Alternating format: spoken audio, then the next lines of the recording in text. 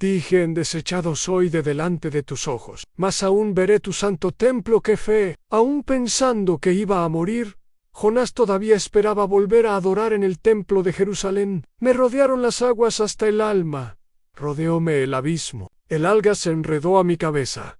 ¡Qué descripción tan vívida! Jonás recordaba cada detalle del ahogamiento. Las algas enredándose en la cabeza, la sensación de las aguas, hasta el alma. Descendí a los cimientos de los montes. La tierra echó sus cerrojos sobre mí para siempre. Mas tú sacaste mi vida de la sepultura. Oh Jehová, Dios mío, cimientos de los montes. Jonás llegó al fondo del mar y cerrojos de la tierra. Se refiere a las barreras que separan a los vivos de los muertos. Realmente pensó que había muerto. Cuando mi alma desfallecía en mí, me acordé de Jehová, y mi oración llegó hasta ti en tu santo templo. Aquí está el momento del cambio. Cuando Jonás se acordó de Jehová, su perspectiva cambió completamente. Los que siguen vanidades ilusorias, su misericordia abandonan. ¿Una crítica a los marineros que adoraban ídolos? ¿O una autocrítica al propio nacionalismo idólatra? Mas yo, con voz de alabanza, te ofreceré sacrificios. Pagaré lo que prometí. La salvación es de Jehová. Y termina con una declaración teológica poderosa. La salvación es de Jehová, no de los esfuerzos humanos, no de la religiosidad, sino de Dios. La resurrección simbólica. Y mandó Jehová al pez, y vomitó a Jonás en tierra seca. Jonás 2 y 10. Dios habló con un pez, y el pez obedeció. Era la demostración de que hasta los animales marinos reconocen la autoridad del Creador.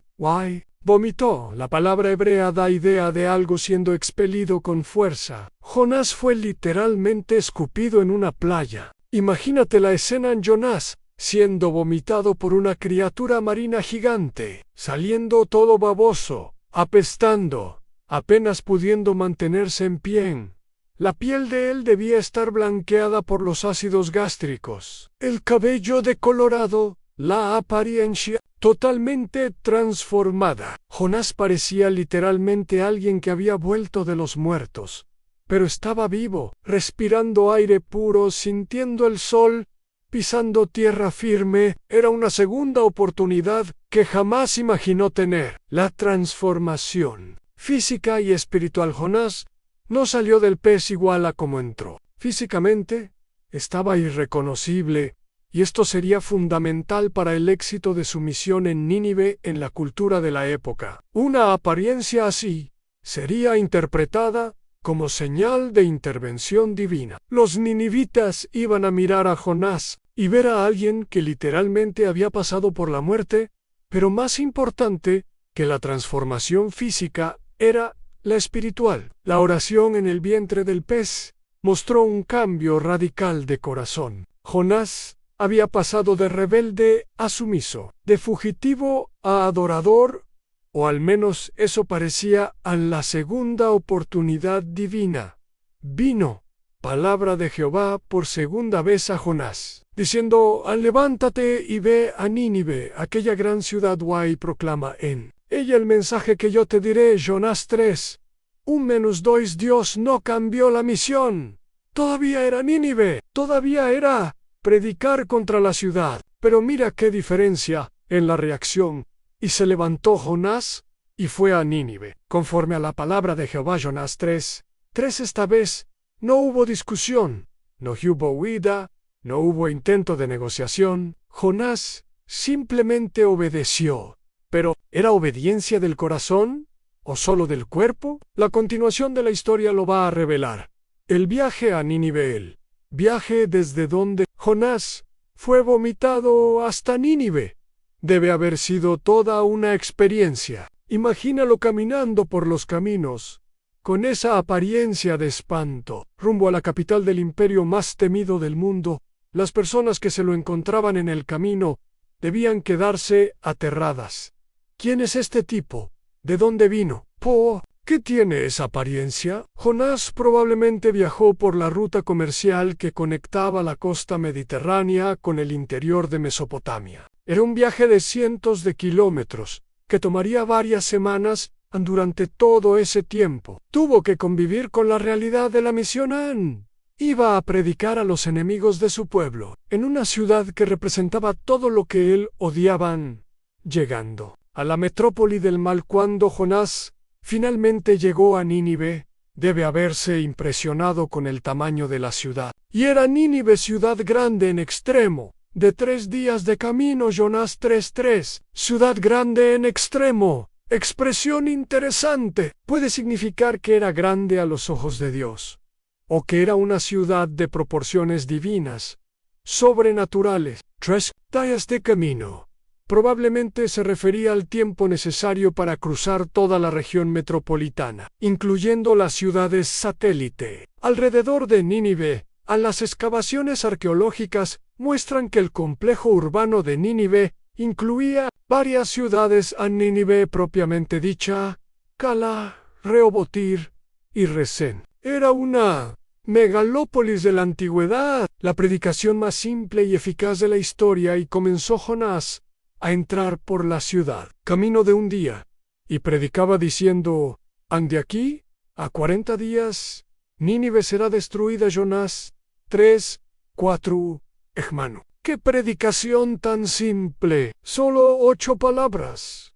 En hebreo odiarbam. Yamve nipashet. De aquí a 40 días Nínive será destruida. Sin introducción teológica, sin contextualización histórica, sin invitación al arrepentimiento, sin promesa de perdón. Solo van a morir en 40 días. Era la predicación más seca, más directa, más sin amor de la historia. Jonás estaba obedeciendo en la letra, pero no en el espíritu. Predicó exactamente lo que Dios mandó, pero sin ninguna compasión, sin ninguna esperanza de salvación. En el mensaje, en el impacto visual de Jonás. Pero imagínate el impacto visual: un hombre con apariencia de quien volvió de los muertos, caminando por las calles de la gran Nínive, gritando una profecía de destrucción. La apariencia de Jonás debía ser tan impresionante que la gente paraba todo para oír. Parecía la propia muerte personificada, anunciando el fin. Y hay otro detalle: Jonás era extranjero. Hablaba con acento diferente, vestido diferente. Eso llamaba aún más la atención. En una ciudad cosmopolita como Nínive, el milagro que Jonás no quería, y los hombres de Nínive creyeron a Dios.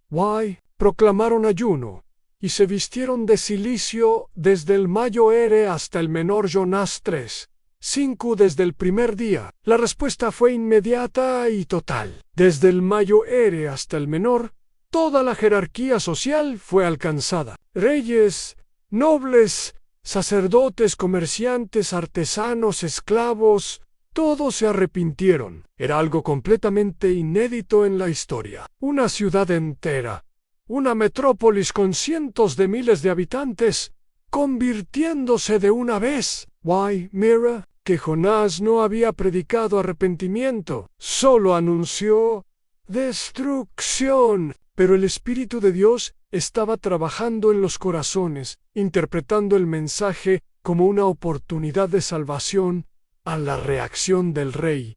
Y llegó la noticia hasta el rey de Nínive, y se levantó de su silla, se despojó de su vestido, y se cubrió de cilicio, y se sentó sobre ceniza. Jonás 3:6. El emperador de la mayor Ere, potencia mundial, se humilló como un mendigo. Imaginen el hombre más poderoso de la tierra, que comandaba ejércitos invencibles, que era adorado como divinidad por los súbditos, saliendo del trono de oro, quitándose las vestiduras reales, vistiéndose de ropas de luto y sentándose en la ceniza.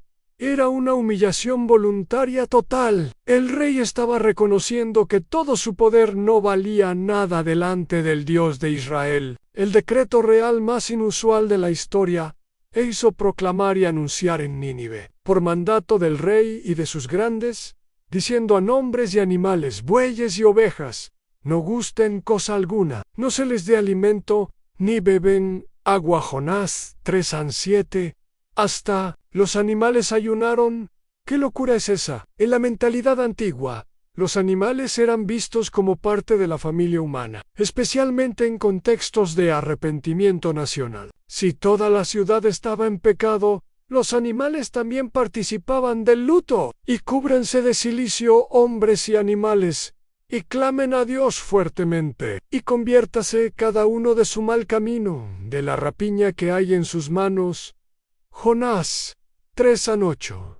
Imaginen las calles de Nínive, personas y animales, vestidos de cilicio, todo mundo ayunando, clamando a Dios. Era una escena surreal. Y lo más importante, conviértase cada uno de su mal camino, de la rapiña que hay en sus manos. El rey reconoció específicamente el pecado de la violencia, exactamente aquello por lo que Nínive era famosa. La esperanza teológica del rey. ¿Quién sabe si se volverá y se arrepentirá Dios, y se apartará del ardor de su ira, y no pereceremos? Jonás 3. ¿No vi qué teología tan profunda? El rey pagano entendió conceptos que muchos creyentes hoy no entienden. En Dios puede cambiar sus decisiones basado en la respuesta humana. El arrepentimiento humano puede afectar el juicio divino. La misericordia de Dios es mayor que su ira. Siempre hay esperanza mientras hay vida. Ese rey asirio conocía mejor el corazón de Dios que el propio profeta Jonás. La respuesta divina, y vio Dios lo que hicieron, que se convirtieron de su mal camino, y se arrepintió del mal que había dicho que les haría, y no lo hizo. Jonás 3:10. Éxito total, 100% de conversión, ninguna muerte. La mayor campaña evangelística de la historia. Dios se arrepintió. No que Dios haya cambiado de carácter, sino que Él respondió al arrepentimiento de ellos, cambiando su curso de acción. Es el principio de la misericordia sobrepasando el juicio. Jonás había logrado lo que todo evangelista sueña: conversión total, transformación completa, vidas salvas. Cualquier predicador estaría extasiado con un resultado así. Pero Jonás en la furia del éxito. Pero esto desagradó a Jonás en gran manera, y se enojó. Jonás 4:1. Desagradó en gran manera. El tipo se puso furioso con el éxito. La palabra hebrea indica una irritación violenta, una rabia profunda. Jonás estaba literalmente hirviendo de odio. Era la reacción más bizarra de la historia. Un profeta bravo porque Dios fue demasiado bueno. La confesión más honesta y vergonzosa de la Biblia.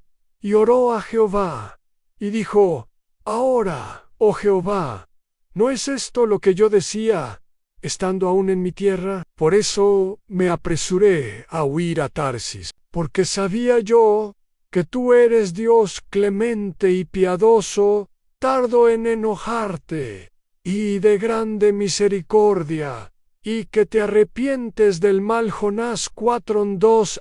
Hermano, ¡qué confesión! Jonás estaba siendo brutalmente honesto sobre sus motivaciones. Yo sabía que esto iba a pasar. Sabía que el Señor es misericordioso y que iba a acabar perdonando a esta gente. Por eso, era una confesión teológica perfecta y una actitud espiritual horrible al mismo tiempo. Jonás conocía todas las características de Dios clemente, reishu se homo útero, de madre piadoso, gracioso más allá de lo merecido, tardo en enojarse, erikapi, litrolmen, largo de narices, grande misericordia havishezi, abundante en amor, leal, que se arrepiente del mal, flexible ante el arrepentimiento. Era una lista sacada de Éxodo 34:6-7. La autorrevelación de Dios a Moisés. Jonás conocía la Biblia de memoria, pero odiaba esas características cuando se aplicaban a sus enemigos, el pedido de muerte más extraño de la historia. Te ruego pues, oh Jehová, que me quites la vida, porque mejor me es la muerte que la vida. Jonás 4:3. Jonás pidió morir porque Dios salvó 120,000 personas. Piensa en la locura. Dios, ya que no vas a matar a mis enemigos, entonces mátame a mí. Prefiero morir a verlos viviendo. Era depresión espiritual causada por prejuicio religioso. La pregunta penetrante de Dios, y Jehová le dijo, ¿haces tú bien en enojarte? Jonás 4:4. Dios no respondió con ira, no reprendió duramente, no echó a Jonás del ministerio. Hizo una pregunta que penetró en el corazón a Jonás. ¿Tienes derecho a estar bravo porque salvé 120,000 personas? Era una pregunta que forzaba autoevaluación. Dios le estaba dando a Jonás la oportunidad de darse cuenta de la monstruosidad moral de su actitud, la vigilia del prejuicio. Y salió Jonás de la ciudad y acampó hacia el oriente de la ciudad, e hizo allí una enramada y se sentó debajo de ella a la sombra, hasta ver qué acontecería en la ciudad. Jonás 4:5. Jonás salió de la ciudad, pero no se fue, se quedó acampado ahí, esperando. Todavía tenía esperanza de que Dios cambiara de opinión, a ver si Dios decide destruir la ciudad de todos modos. Era una vigilia del odio. Jonás se quedó ahí, observando, esperando la destrucción de Nínive. La lección de la CALABACERAI. Preparó Jehová Dios una calabacera, la cual creció sobre Jonás para que hiciese sombra sobre su cabeza y le librase de su malestar. Y Jonás se alegró grandemente por la calabacera. Jonás 4:6. Finalmente, Jonás se puso feliz, no por la salvación de 120,000 personas, sino por una planta que le dio sombra. Se alegró grandemente. La misma expresión que debería haber usado para celebrar la conversión de Nínive. Era la demostración perfecta de las prioridades distorsionadas de Jonás. Se preocupaba más por su propio confort que por la salvación de los perdidos. La lección dolorosa, pero al venir el alba del día siguiente, Dios preparó un gusano, el cual hirió la calabacera, y se secó. Jonás 4:7. Dios quitó el confort de Jonás para enseñar una lección, y aconteció que al salir el sol, preparó Dios un recio viento solano, y el sol hirió a Jonás en la cabeza, y se desmayaba, y deseaba la muerte, diciendo, mejor sería para mí la muerte que la vida. Jonás 4:8. De nuevo Jonás pidió morir. Primera vez porque Dios salvó a sus enemigos. Segunda vez porque perdió una sombra. Era infantilismo espiritual total. La reprensión final. Entonces dijo Dios a Jonás, ¿tanto te enojas por la calabacera? Y él respondió, mucho me enojo. Hasta la muerte. Jonás 4. No vi. Jonás confirmó su berrinche. Sí, tengo derecho a estar bravo hasta morir por la planta. Era terquedad espiritual pura. La lección final que calla la boca. Guay de yo, Jehová, tuviste tu lástima de la calabacera, en la cual no trabajaste, ni tú la hiciste crecer, que en espacio de una noche nació, y en espacio de otra noche pereció. Y no tendré yo piedad de Nínive, aquella gran ciudad donde hay más de 120,000 personas que no saben discernir entre su mano derecha y su mano izquierda, y muchos animales. Jonás 4. 10-11, la lección más devastadora de la Biblia. Jonás tuvo lástima de una planta que duró un día, y Dios no podría tener piedad de 120,000 personas que no saben discernir entre su mano derecha y su mano izquierda. Referencia a los niños pequeños. Había al menos 120,000 niños inocentes en Nínive, y muchos animales, hasta los animalitos eran dignos de compasión. Era una lección sobre las prioridades de Dios versus las prioridades humanas. Hermano, esta historia realmente toca profundo, ¿verdad? Si te conmovió y te hizo reflexionar sobre prejuicio y misericordia, dale like y compártela con alguien que necesita escuchar este mensaje. Y suscríbete al canal Conociendo la Palabra para más historias que van a desafiar tu fe y hacerte pensar sobre el corazón de Dios. El final abierto que INC o M o DA. Y aquí está algo fascinante. El libro de Jonás termina con una pregunta sin respuesta. La Biblia no cuenta si Jonás cambió de corazón. No sabemos si aprendió la lección. Sabemos si pidió perdón. El libro simplemente para en la pregunta de Dios. Y esto es a propósito, porque la pregunta no era solo para Jonás. Es para todos nosotros. El Jonás que vive en cada uno de nosotros. La verdad incómoda es que todos tenemos un Jonás dentro de nosotros.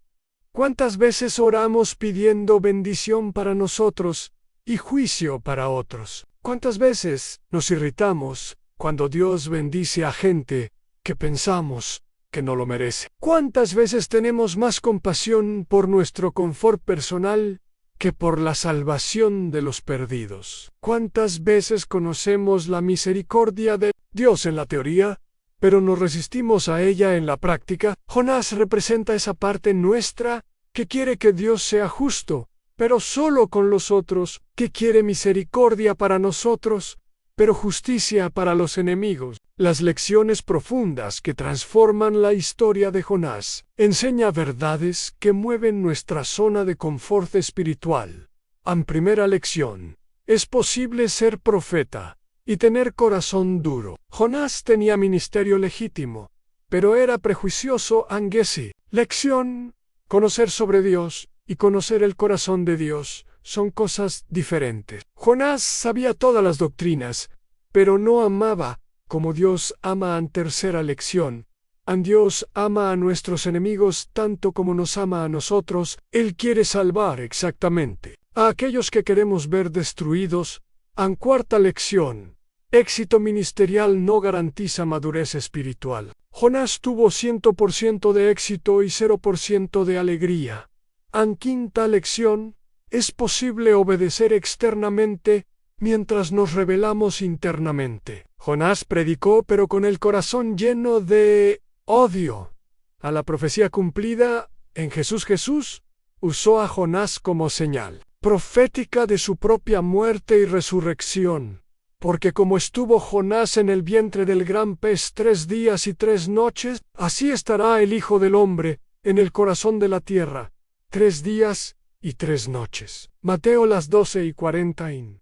Y dijo los hombres de Nínive se levantarán en el juicio con esta generación y la condenarán, porque ellos se arrepintieron a la predicación de Jonás. Y he aquí más que Jonás en este lugar. Mateo 12:41. Jesús estaba diciendo que era mayor que Jonás, y que los ninivitas fueron más receptivos a la predicación de Jonás que los judíos estaban siendo a su predicación. El impacto histórico de Nínive. Históricamente, sabemos que Nínive permaneció en paz con Israel por décadas después de la predicación de Jonás. La profecía de destrucción fue cancelada por la misericordia divina. Esto muestra que Dios realmente cambió su curso de acción basado en el arrepentimiento de la ciudad. No fue teatro divino, fue misericordia genuina. Pero más tarde, cuando Nínive volvió a su maldad original, los profetas Nahum y Sofonías profetizaron su destrucción final, que se cumplió en 612 a.C., cuando una coalición de babilonios y medos destruyó la ciudad completamente. Esto prueba que la misericordia de Dios no es permisividad. Él da oportunidades de arrepentimiento, pero no tolera maldad persistente. El mensaje universal para hoy. La historia de Jonás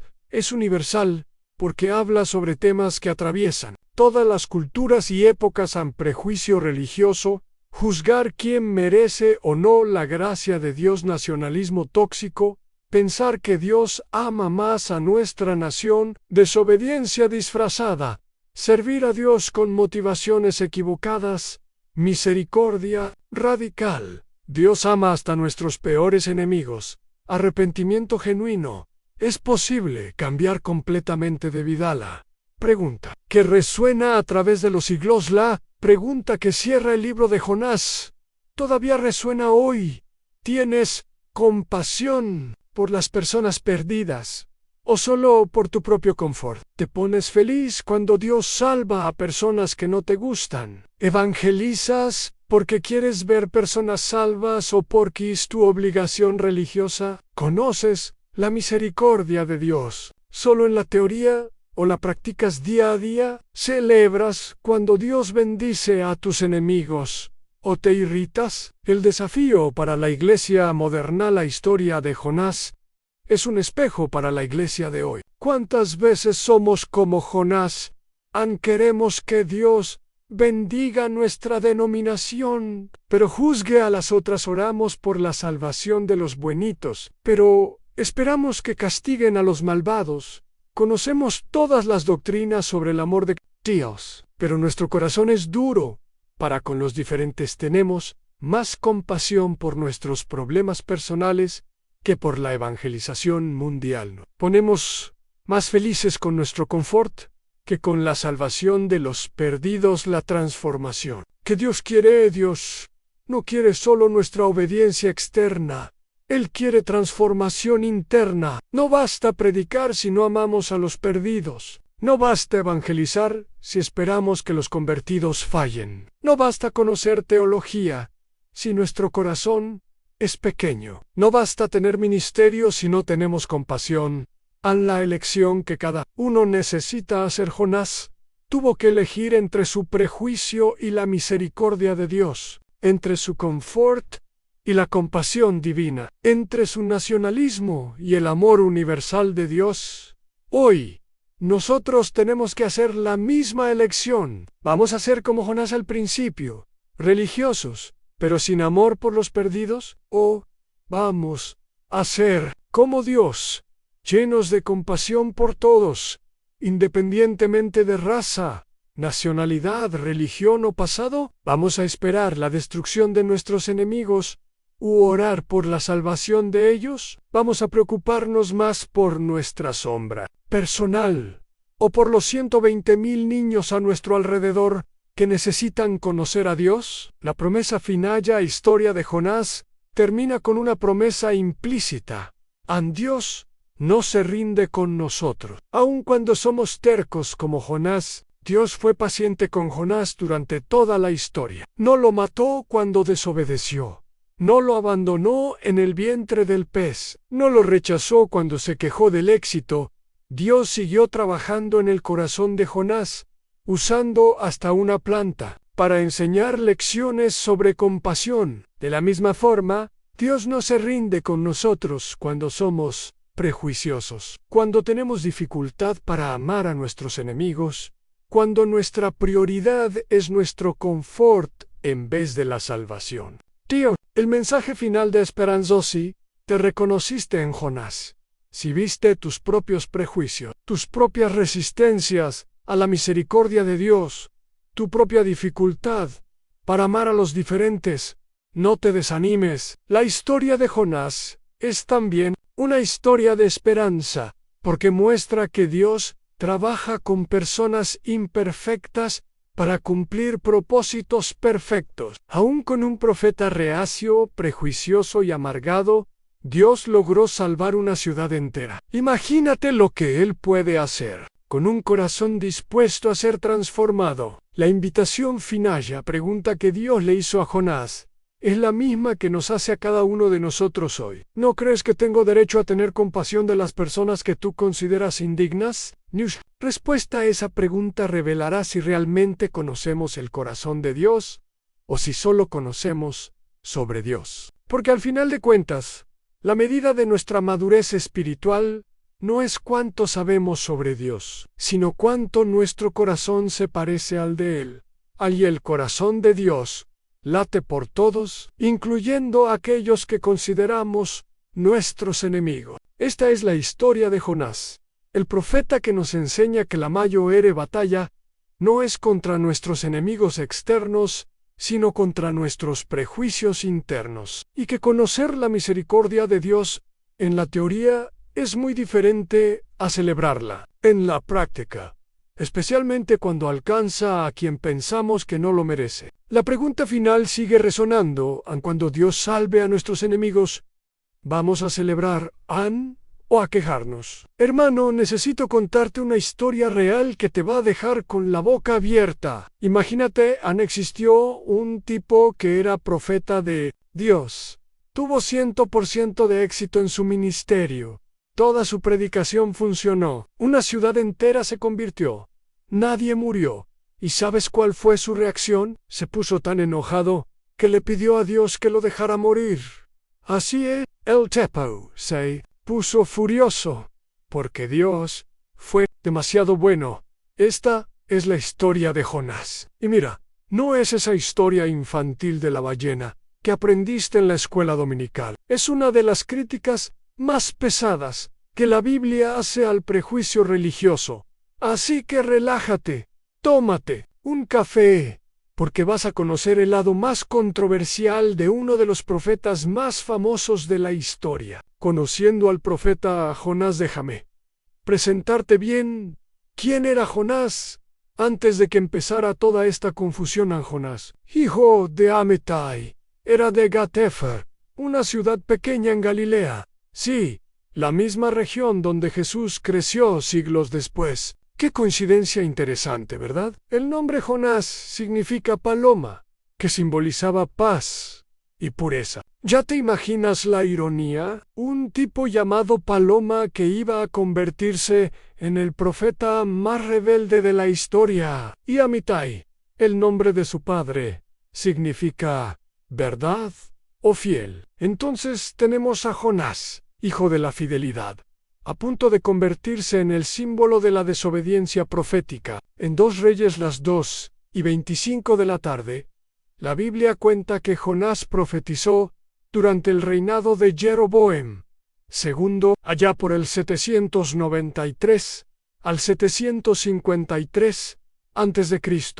Y mira qué profecía importante. Dios anunció que Israel iba a recuperar sus fronteras, desde la entrada de Hamet hasta el mar de la llanura. ¿Y sabes lo más impresionante? Todo se cumplió perfectamente. Jonás era como el profeta consentido de la nación, el tipo que solo traía buenas noticias para Israel. El contexto histórico explosivo. Ahora, déjame explicarte cómo estaba el mundo en la época de Jonás, porque esto es fundamental para entender la historia. Asiria estaba en el apogeo de su poder militar. Imagínate una máquina de guerra que conquistaba naciones enteras, como si fuera un juego. Tenían un ejército profesional, armas de giro, que era alta tecnología en esa época, y estrategias militares que dejaban a todo mundo aterrorizado. Tiglat-Pileser III estaba dominando todo el Medio Oriente. Los asirios no solo conquistaban,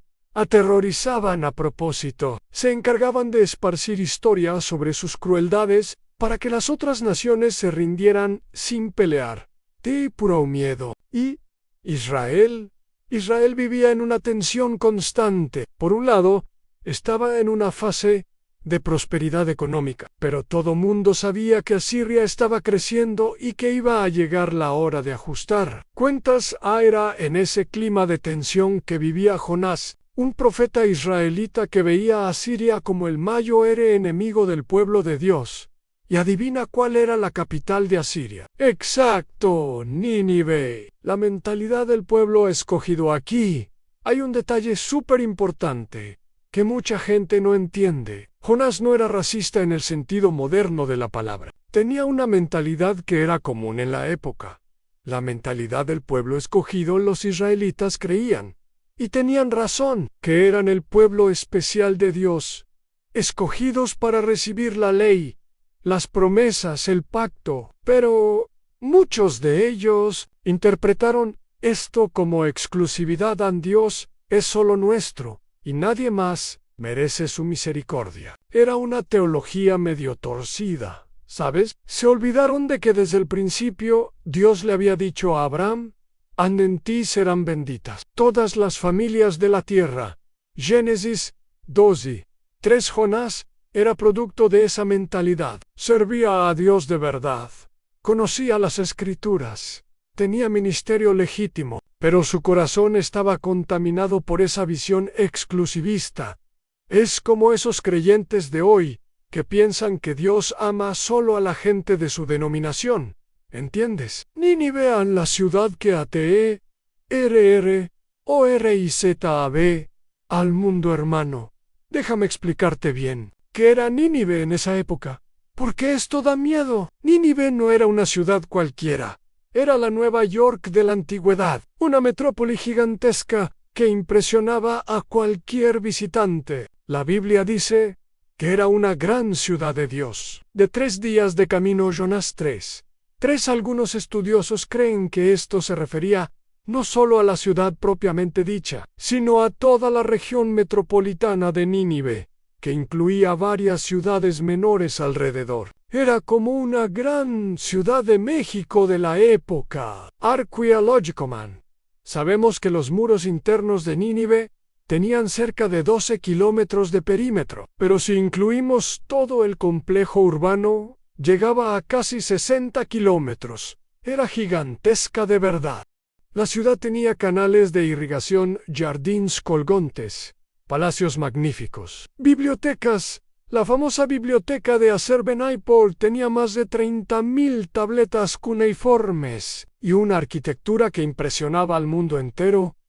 Pero lo que hacía a Nínive realmente famosa era su reputación militar y su crueldad sistemática. Los horrores de Nínive. Esta parte es pesada, pero es importante para entender por qué Jonás tenía tanto horror de esa ciudad.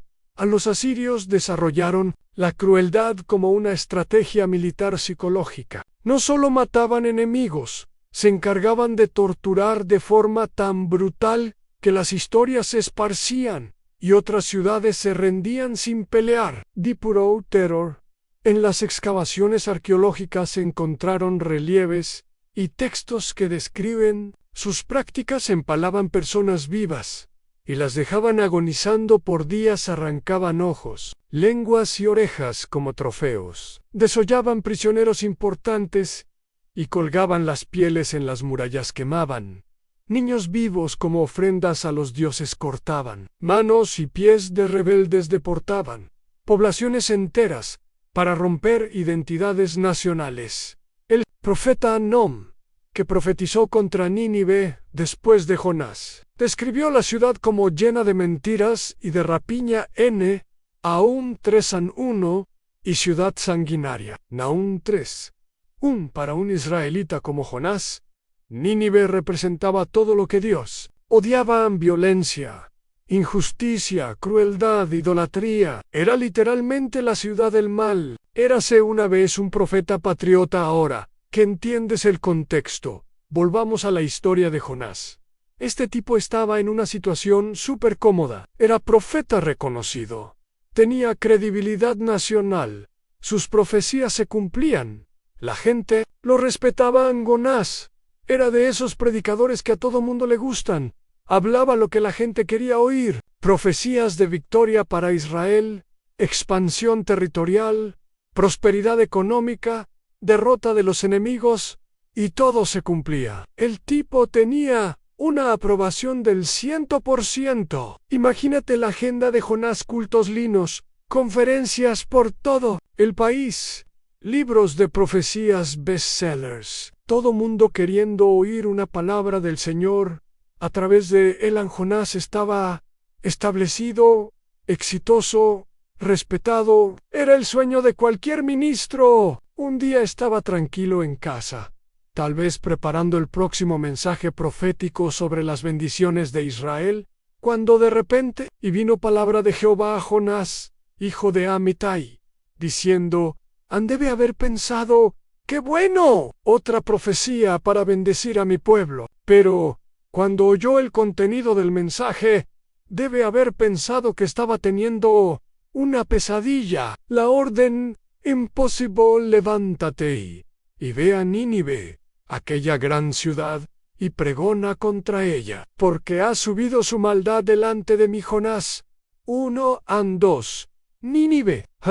Imagínate el shock de Jonás. Era como si hoy Dios llegara con un pastor y le dijera: quiero que vayas a predicar en una reunión de jefes del narcotráfico internacional, en una ciudad controlada por terroristas, para darles una última oportunidad de salvación. Y no era solo el peligro físico, aunque ese era real, era lo que esto representaba teológicamente en la cabeza de Jonás. Debe haber estado pensando: Señor, no puede estar hablando en serio. Esos son los enemigos de su pueblo. Mataron, torturaron y esclavizaron a miles de israelitas y ahora quiere darles una oportunidad de salvarse. En la mentalidad de Jonás, Dios debería mandar fuego del cielo para destruir Nínive, enviar un profeta para salvar la ciudad. Y hay otro detalle. Jonás conocía el corazón de Dios. Sabía que Dios era misericordioso y piadoso, tardo para la ira y grande en misericordia.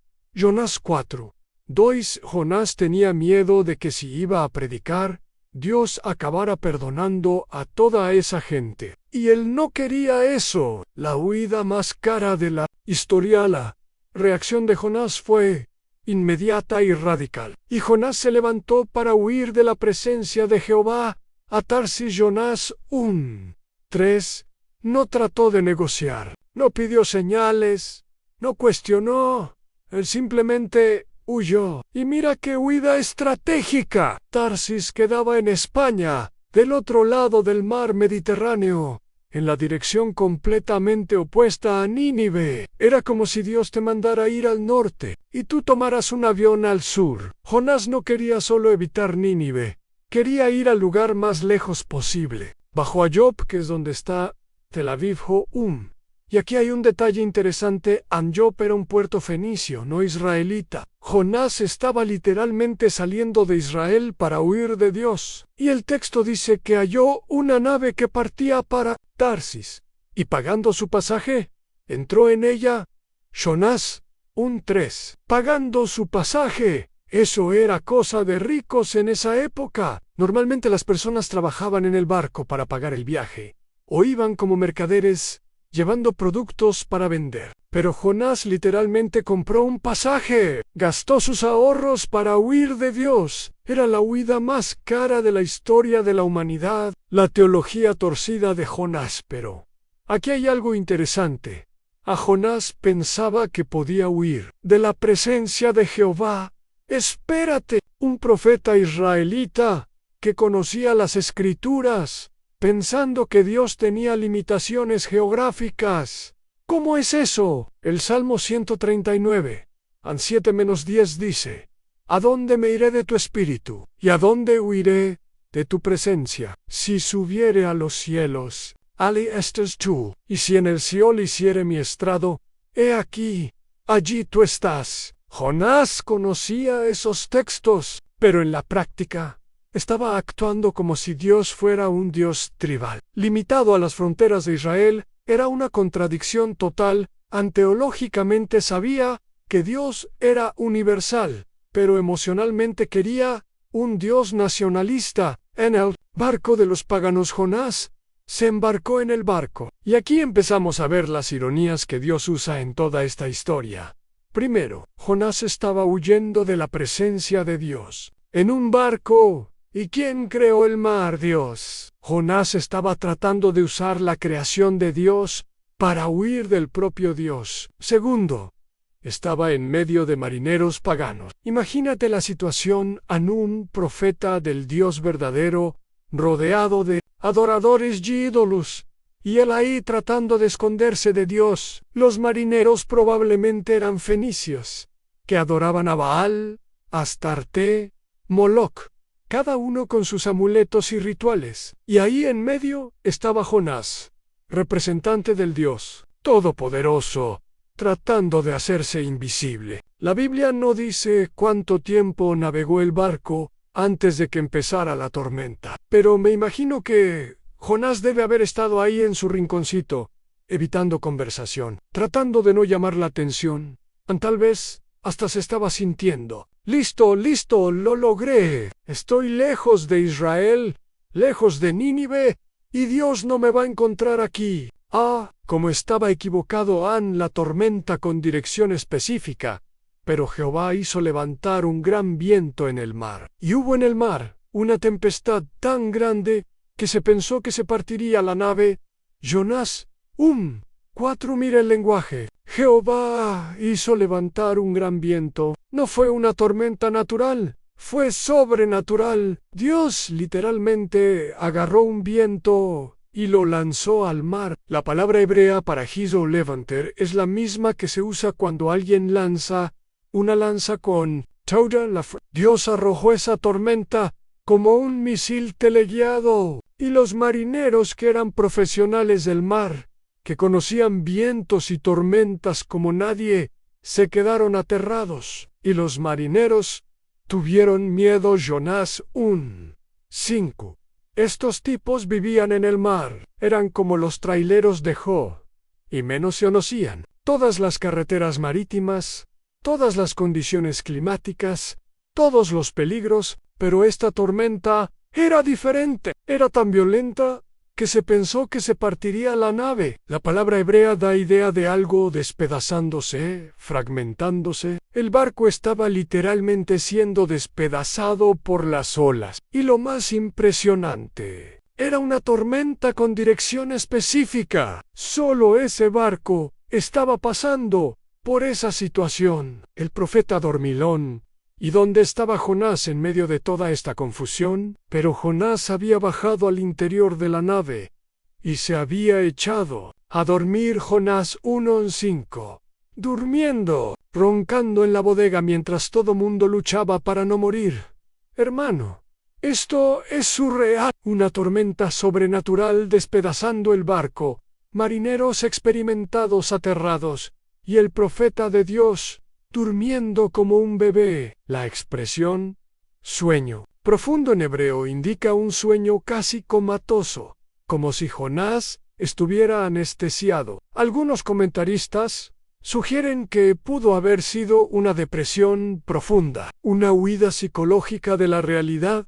Imagínate la escena en el barco balanceándose, agua entrando por todos lados, hombres gritando, y Jonás ahí en la bodega, roncando. Era la imagen perfecta de la ironía. Los paganos desesperados clamando a sus dioses, y el profeta del Dios verdadero durmiendo tranquilo. La desesperación de los marineros, y los marineros tuvieron miedo, y cada uno clamaba a su Dios, y echaron al mar los enseres que había en la nave, para descargarla de ellos. Jonás 1:5. Miró, cada uno clamó a su Dios. Era una mezcla de religiones. Hay unos orando a Baal, otros a Astarte, otros a divinidades del mar, y empezaron a tirar la carga al mar. Eso era cosa seria, porque la carga era su sustento. Era como un trailero de hoy, tirando toda la mercancía para salvar el tráiler. Pero la tormenta no disminuía, al contrario, parecía que se estaba poniendo peor. Entonces el capitán del barco bajó hasta donde estaba Jonás.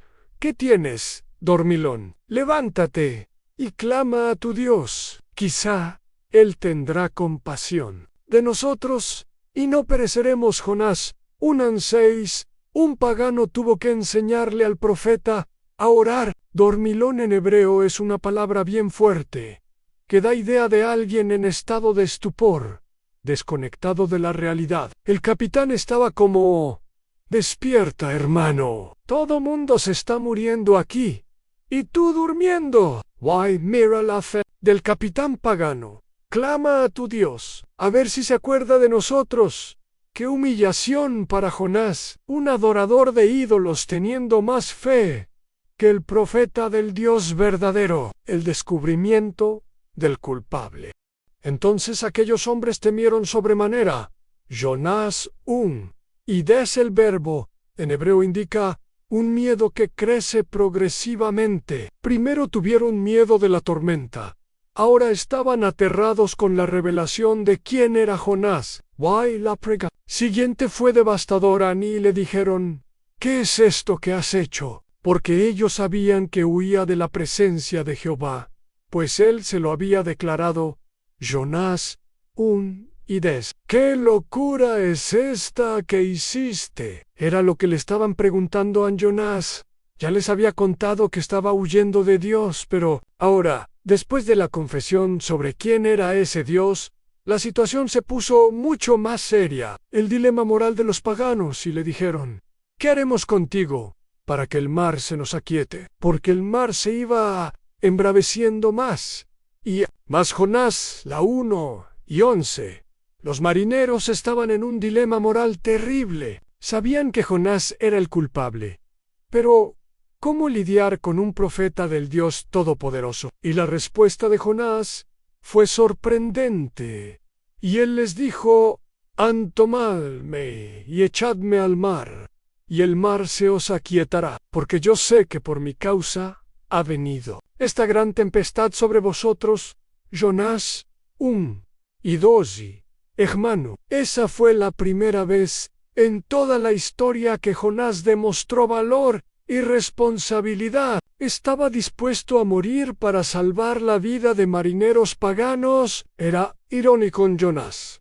No quería predicar para salvar 120,000 ninivitas, pero estaba dispuesto a morir para salvar una docena de marineros. La compasión de los salvajes, pero mira la reacción de esos hombres paganos. Y aquellos hombres trabajaron para hacer volver la nave a tierra, mas no pudieron, porque el mar se embravecía más y más contra ellos. Jonás 1 y 3 se negaron a tirar a Jonás al mar. Prefirieron intentar otra solución. ¡Qué ironía! Los salvajes tenían más compasión que el hombre de Dios. Remaron con todo lo que tenían tratando de llegar a la playa, pero era imposible. La tormenta solo empeoraba. Era como si Dios estuviera diciendo: la única solución es que Jonás asuma las consecuencias de su desobediencia. La oración de los paganos convertidos cuando vieron que no había manera. Los marineros hicieron algo extraordinario. Entonces clamaron a Jehová y dijeron: te rogamos, oh Jehová, que no perezcamos nosotros por la vida de este hombre, ni pongas sobre nosotros la sangre inocente, porque tú, Jehová, has hecho como has querido. Jonás, la 1 y 14. Hermano, mira esta oración. Estaban orando al Dios de Israel, ya no a sus ídolos. Te rogamos, oh Jehová, es el nombre sagrado de Dios, y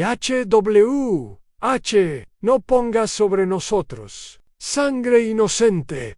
Preocupación moral genuina. Tú has hecho como has querido. Reconocimiento de la soberanía divina. En pocos minutos, esos marineros paganos aprendieron más teología que muchos creyentes aprenden en años. El sacrificio RELUCTANTE